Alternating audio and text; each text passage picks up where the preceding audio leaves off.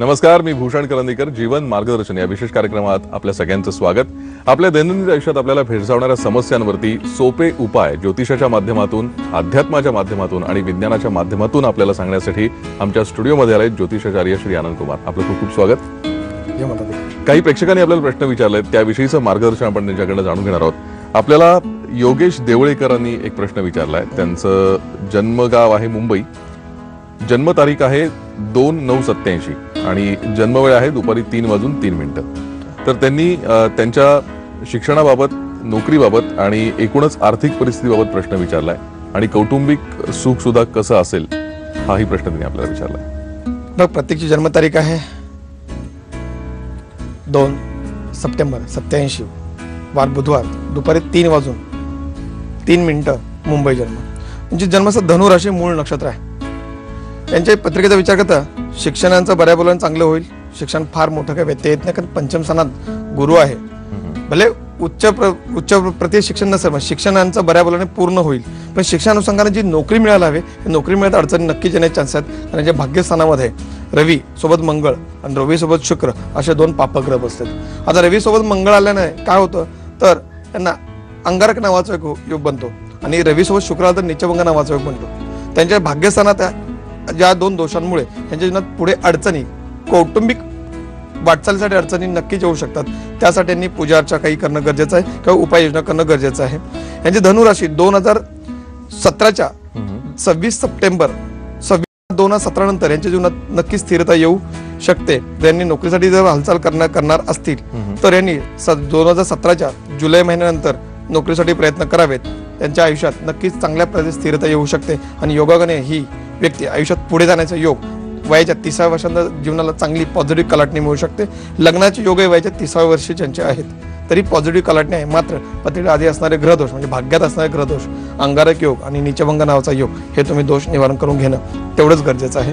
मूळ नक्षत्र शांती केलेली नसेल तर मूळ नक्षत्र शांतही करून घ्यावी. यांचे जीवन पुढे नक्कीच सुखकारक असेल. शिक्षण आत्ता घेऊ नये, याच्यापुढे शिक्षणाचे योग यांच्या पत्रिकेत नाही येत. आपल्याला मुकेश पाटील विचारतायत मुंबईहूनच. त्यांची जन्मतारीख आहे 14/2/1979. 14 फेब्रुवारी 1979 आणि जन्मवेळ आहे संध्याकाळी 6:05. आणि यांचा प्रश्न असा आहे, त्यांचं लग्न अजून जमत नाहीये, नोकरीचाही थोडासा प्रश्न आहे आणि कौटुंबिक कलह आहेत. तर या संदर्भात काय करता येईल? यांचा जन्म अद्र नावाच्या योगात जन्म झालेला आहे.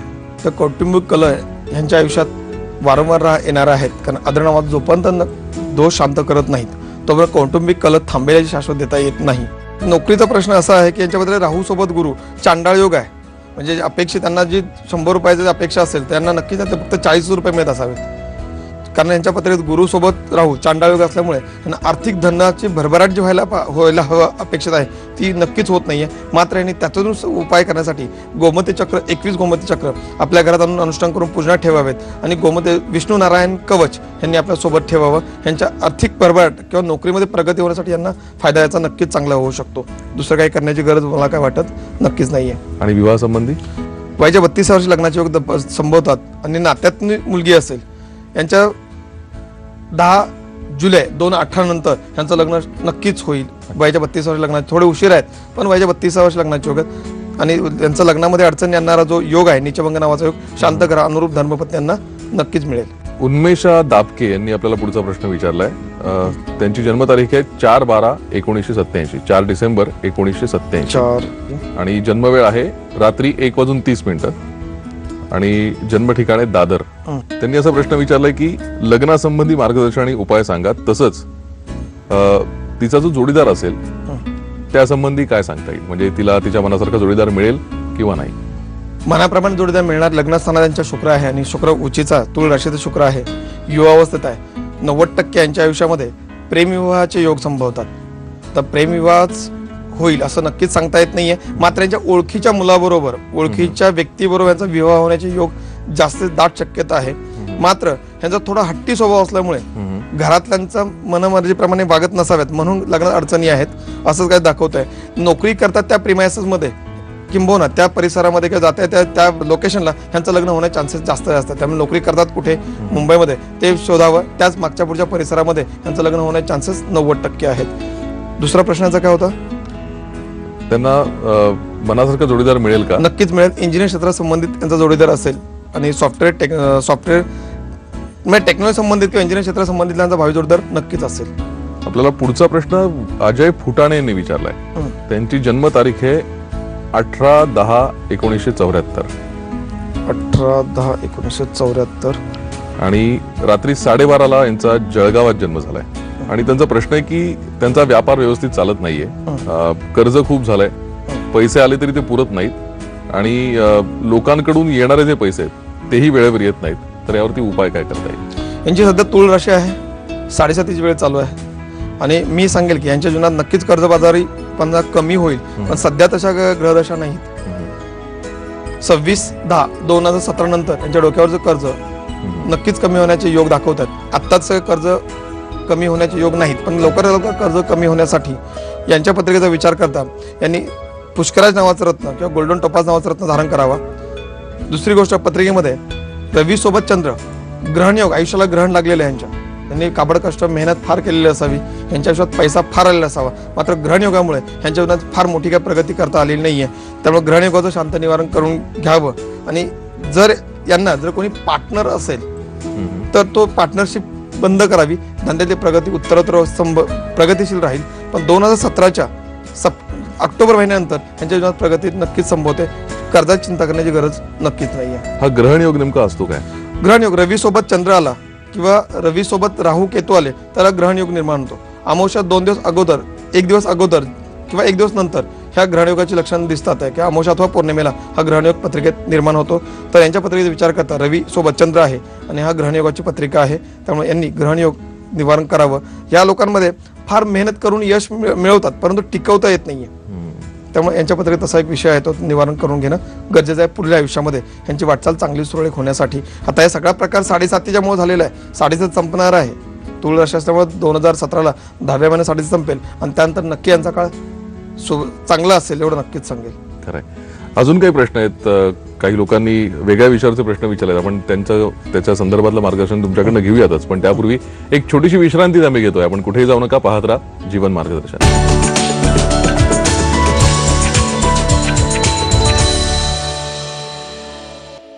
जीवन मार्गदर्शन या विशेष कार्यक्रमात आपलं पुन्हा एकदा स्वागत. ज्योतिषाचार्य आनंद कुमार आपल्याला मार्गदर्शन करतायत. एक प्रश्न मुंबईतून विचारलाय. त्यांचं नाव आहे रोहन कवठेकर. त्यांची जन्मतारीख आहे 3/10/1987. त्यांची जन्मवेळ संध्याकाळी 6:25 आणि त्यांचा प्रश्न असा आहे की त्यांचा आता नुकताच एक अपघात झाला, तर या त्यांच्या पत्रिकेमध्ये त्यांना वाहन सुख आहे का आणि भविष्यात काही अपघाताच्या शक्यता आहेत का? यांच्या पत्रिकेचा विचार करता अपघात होण्याची 3 महत्वाची कारणं यांच्या पत्रिकेत आहेत. कारण पहिला दोष आहे तो मंगलिक दोष. अच्छा. सप्तमात मंगळ आहे. दुसरं कारण आहे मंगळासोबत रवी आला, अंगारक नावाचा योग निर्माण होतो, तोही सप्तम स्थानात झालेला आहे. तिसरा दोष निर्माण होतोय तो ग्रहण योग, रवी सोबत केतू ग्रहण योगही निर्माण झालेला आहे. आणि चौथा दोष सप्तम स्थानातच आहे, तो आहे शुक्रासोबत मंगळ आणि शुक्रासोबत रवी, ह्याला नीचभंग नावाचं योग म्हणतात. आता 4 योगांचं विश्लेषण करून सांगायचं म्हटलं तर अपघाताला किंवा वैवाहिक जीवनाला कटुता किंवा डिवोर्स पर्यंत जाण्याच्या केसेसमध्ये ही कुंडली तेवढीच पूरक आहे. त्यामुळे अपघातामुळे यांच्या जीवनात वारंवार असे अपघात होण्याचे चान्सेस 90% आहेत. कारण सप्तम स्थान आहे, हे वैवाहिक जीवनाचं स्थान मानलं जातं. तर ज्यावेळी आपण प्रवासाला निघतो तर सप्तम स्थानातून विचार करणं गरजेचं असतं. त्यामुळे या स्थानाचा विचार करता इथे अपघाताचं प्रमाण वारंवार यांच्या जीवनात येऊ शकतं. त्यामुळे मंगळदोष शांत करणं गरजेचं आहे, नीचभंग शांत करणं गरजेचं आहे आणि ग्रहणयोग शांत करणं गरजेचं आहे. पुढे आयुष्यात त्यांचे अपघात टाळायचे असतील त्याने 3 गोष्टींचं शांत निवारण करून घ्यावं. जर यांचं वाहन स्वतःचं नसेल किंवा स्वतःच असेल तर वाहन सुरक्षा यंत्रांच्या गाडीत नियमित ठेवावं. सगळ्यात महत्वाची गोष्ट, लग्नस्थानात त्यांच्या राहू आहे आणि भाग्यात शनी आहे, त्यांनी शनीची आराधना करणं, शनी चालीसा पठण करणं किंवा प्रत्येक शनिवारी इथून पुढे रेग्युलर जर अपघात होऊ नये किंवा जर ड्रायव्हिंग व्यवसाय संबंध त्यांचा संबंध असेल, स्वतः सेल्फ ड्रायव्हिंग करत असेल तर यांनी नियमित शनी मंदिरात जाऊन शनी दर्शन घ्यावं आणि शनी चालीसा नियमित पठण करावी. भविष्य काळात असा काही अपघात त्यांच्या जीवनात होणार नाही. परंतु वारंवार आताही यांच्या जीवनात अगोदर एका दुसरी घटना घडलेल्या असाव्यात. दर 3 वर्ष 4 वर्ष अशी घटना घडण्याचे चान्सेस जास्त त्यांच्या जीवनात आहेत. त्यामुळे यांनी याच्या संबंधित दुर्लक्ष करून चालणार नाही. त्यामुळे यांनी शांत निवारण ह्याला एकच महत्त्वाचा उपाय आहे. आहे. आता स्वतःच्याच गाडीचे अपघात होऊ शकतात की दुसऱ्यांच्या नाही, गाडीमध्ये? कोणत्याही गाडीमध्ये, दुसऱ्यांच्या गाडीमध्ये जर झालं तर तिथे अनेक लोक असतात. प्रवासाला निघालं ते एसटी मध्ये, बसमध्ये गेले तर बसमध्ये यांच्या 40-50 लोक असतात. त्यामुळे 50 लोकांचं नशीब यांच्या नशिबाबरोबर नसतं. त्यामुळे इथे अपघात होण्याची लक्षणं फार कमी, पण त्यातल्या त्यात यांना जो त्रास होईल प्रवासामध्ये जास्त होईल. अच्छा. वैयक्तिक ह्या व्यक्तीला त्रास जास्त होईल. अपघात त्यांचा होणार नाही, पण प्रवासात त्रास जास्त होईल. त्यामुळे यांनी अशा विषयासाठी या 3 दोषांचं शांत निवारण करावं आणि शनी चालीसा पठण नियमित करावे.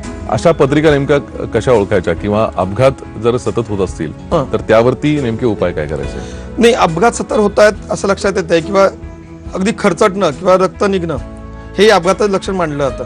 तर या अशा व्यक्तीने यांचं मंगलिक आहेत की नाही शोधणं गरजेचं आहे. उच्चीचा मंगळ असणं तेवढंच पोषक असतं.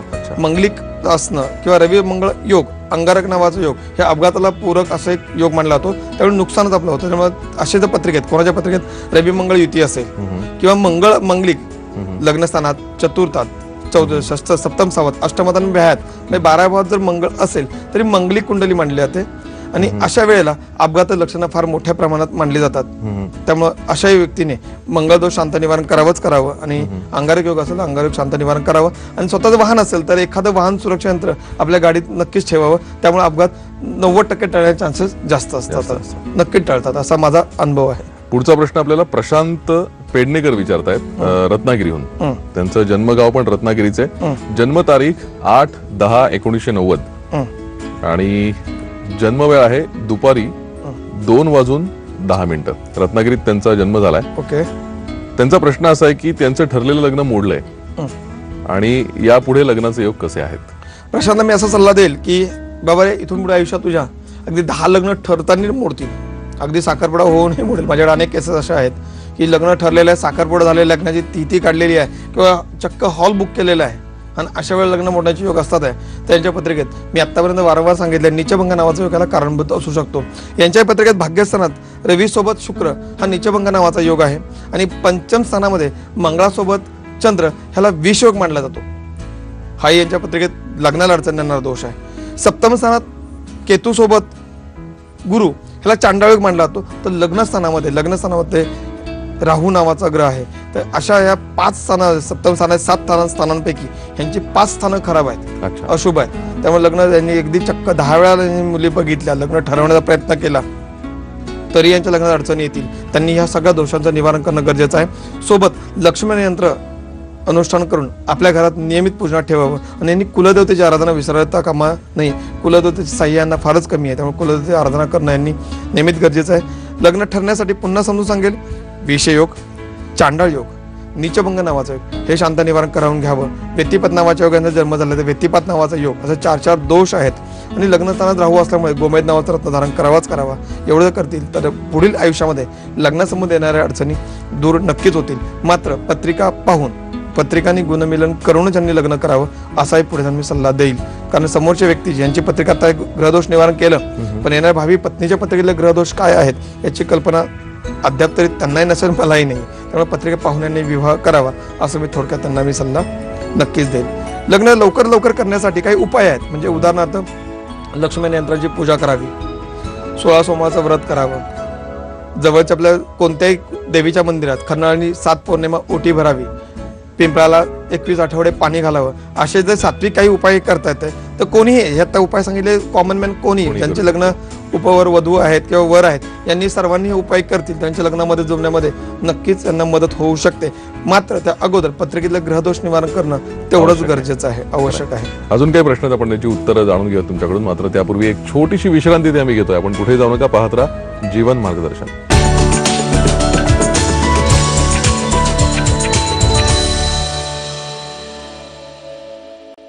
जीवन मार्गदर्शन या विशेष कार्यक्रमात आपलं पुन्हा एकदा स्वागत. ज्योतिषाचार्य श्री आनंद कुमार आपल्याला मार्गदर्शन करतायत.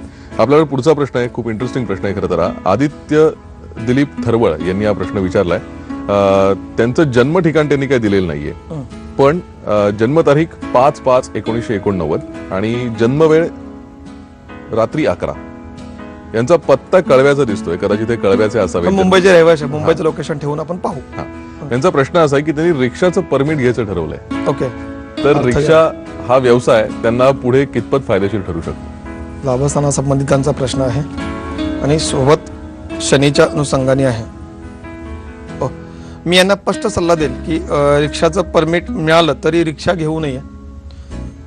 पहिली गोष्ट परमिट मिळणार नाहीये. कारण 2 कारणपत्रिका आहे. त्यांची राशी मेष राशी आहे आणि यांचं नक्षत्र जे आहे हे भरणी नावाचं नक्षत्र आहे आणि भरणी नावाच्या नक्षत्र सौभाग्य नावाच्या योगात जन्म झालेला आहे. त्यांनी कोणत्याही नोकरीच करावी असं मी नक्कीच सांगेल. किंबहुना व्यवसाय केला तर स्थिर व्यवसाय, बैठा व्यवसाय करावा. एक तर नोकरी करावी किंवा बैठा व्यवसाय करावा. कारण नक्षत्र शुक्राचं नक्षत्र आहे. आता शुक्र नक्षत्र असून जन्मस्थ यांचं किस्तुग नावाचा योग आहे. त्यामुळे लोखंड फलणार नाहीये. आणि शनी यांच्या लग्नस्थानामध्ये वक्री बसलेला आहे. त्यांच्या पत्रिकेमध्ये शनी आहे हा लग्नस्थानामध्ये वक्री आहे. त्यामुळे गाडी घेतली तर चक्क 6 महिन्यांमध्ये ते गॅरेजमध्ये नेऊन उभी करावी लागेल.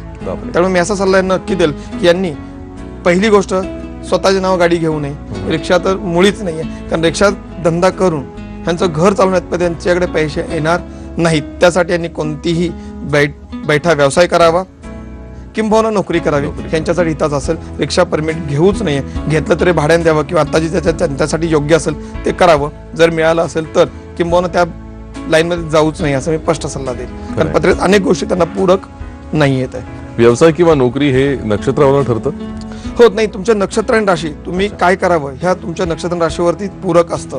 किंवा त्यांची मेष राशी आणि भरणी नक्षत्र यांनी मी सांगेल की नोकरी अथवा व्यवसाय करा. हे उत्तम क्वालिटीचे इंजिनियर झाले असते, हे सरकारी अधिकारी झाले असते, पण यांचे त्या दिशेने गेले नाहीत. त्यांच्या आयुष्यात त्यांनी दिशा घेतलेली नसावी म्हणून आज ते मागे आहेत. त्यामुळे आपल्या आयुष्यात दिशा ठरवते वेळेला आपलं नक्षत्र योग आणि करण याच्यावर आपली आयुष्यात दिशा ठरते. मग पुढे आपलं जन्मस्थापन काहीतरी त्या विषयात प्रारब्ध घेऊन आलेलं असतोय, नशीब आपलं घेऊन आलेलं असतोय. जन्माच्या वेळी आपली कुंडली लिहिलेली असते त्या हिशोबाने आपलं आयुष्य घडत असतं.